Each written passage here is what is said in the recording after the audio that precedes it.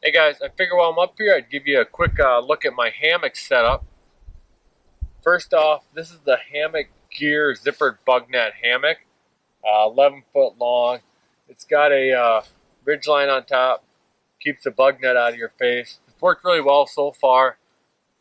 No issues with it. The only concern I have is the bug net sometimes gets a little tight, and I worry that it could rip. But I think it stretches enough, and obviously it's made to fall over that ridge line. You can't take the ridge line off, otherwise it will not work.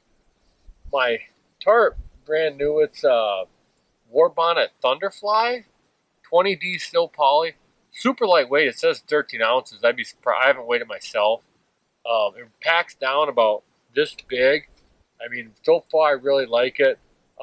This is the 11-foot version, and they have a 13-foot version, I think, as well. And I think you really don't need a 13-foot version. You can see I got about a 1 foot on each side to cover it.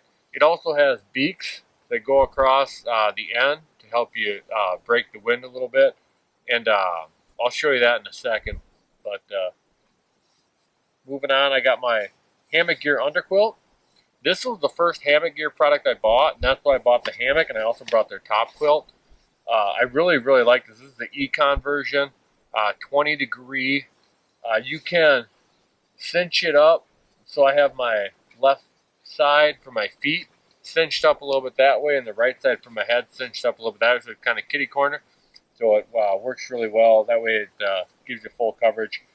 This is my Topquilt I just got. It's a zippered version, so the bottom, there is a hole in the bottom. You also have a sewn version, so there could be some drafts getting through on your feet. Last night I slept with my socks off. I didn't feel anything coming through in my feet area. Initially, one more thing too, it's also got this snap that you can snap behind your neck, and then you can tighten up a cinch strap so it kind of stays around the shoulders. I haven't used that. I can't imagine you would need to ever. But anyway, when I first got it, I sat on the ground with it. I laid on my living room floor, and I thought it was a little too narrow and almost too short. This is the regular version. It says 6'1", or up to 6'2", and I'm 6'1". But in the hammock last night, I didn't have any issues with it whatsoever. So I think it's a really good length, really good width. Both these pack down to about the size of my sleeping bag. And like I said, these are the Econ version. They also have a premium version for about $100 more a piece. And you save, I think, about 3 ounces. And I don't know, maybe they can press down more. I'm not sure. One thing, too, about your underquilt. If you are buying an underquilt, make sure it's a different color than your hammock. You can see I got gray and black. That way you don't sit on the underquilt. I made that mistake once. I actually fell back the opposite way, winter camping. But so anyway, yeah, make sure that's a different color. Okay, so this is the tarp, staked down. They do have an option for you to put pullouts here and here, and then you can pull the tarp out. I kind of wish I would have got them, and I'll show you. It kind of would have looked like this, like here, and then here it kind of raises it up a little bit. I did not go for that option. In hindsight, maybe I should have, because it does kind of collapse a little bit in the middle. Here are the beaks I was talking about. So they come with this little carabiner, and then you can just stake it down, and that kind of gives you a little more wind protection.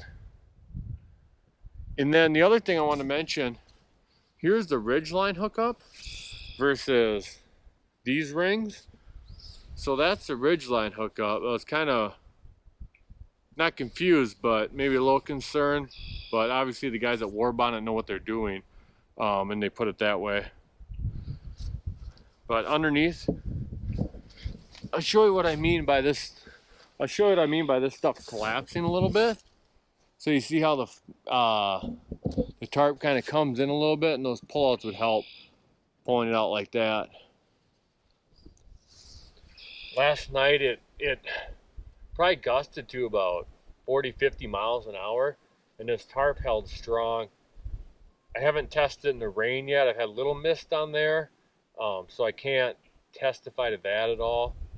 I did try and lower it a little bit last night with the wind coming through.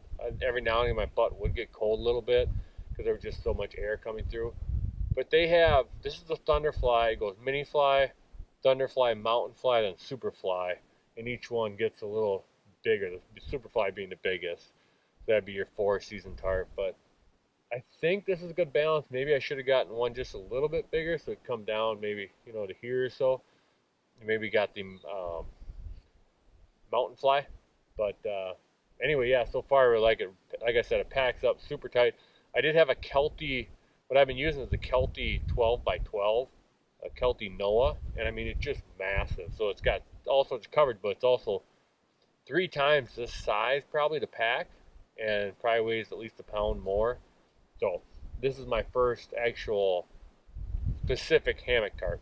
So anyway, really like it. Really like my setup so far. The stuff at Hammock Gears worked really well so far as well. And it, like I said, it got down to maybe 45 with really windy last night, so I did feel a little cold in my butt, but that was mainly the wind, not the temperature. So I'm down in a valley right now, just trying to tell the wind. It's still windy as heck today. So anyway, yeah, that's my hammock setup.